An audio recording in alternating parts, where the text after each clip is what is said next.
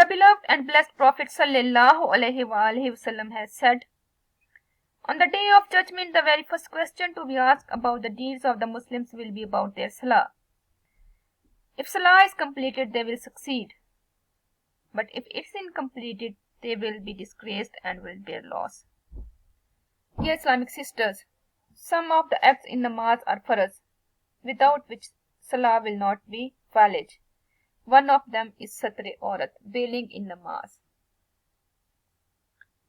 Satr-e-awrat means it's compulsory for Islamic sisters to cover their whole body during salah. There are some more rules of Satr-e-awrat. One of them is thin clothes should not be worn during namaz.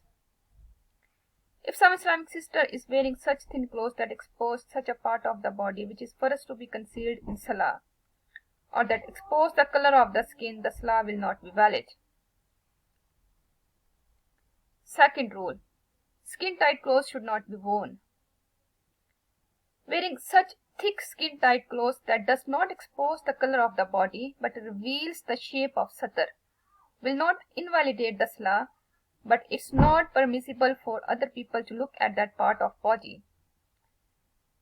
Coming in front of others wearing such skin-tight clothes is prohibited, and it's more strictly forbidden for women.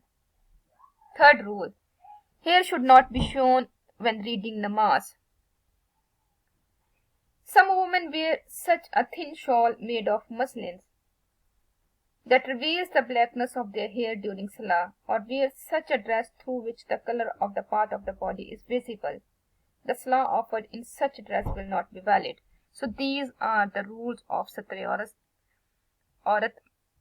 and the Muslim sisters should follow these rules when they are offering their salah, otherwise their salah will not be accepted in the court of Allah.